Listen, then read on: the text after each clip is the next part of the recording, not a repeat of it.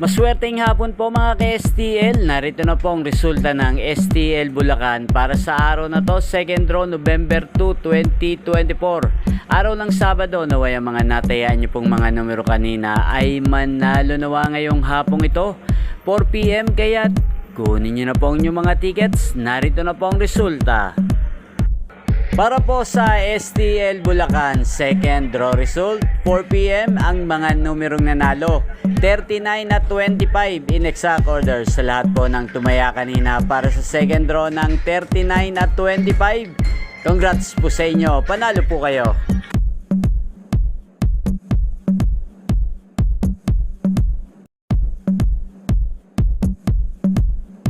Congrats po sa lahat ng mga nanalo. Maraming salamat po sa panonood nyo sa aking channel, Roderick Hernandez TV. Huwag pong kalimutang mag-subscribe. Thank you for watching.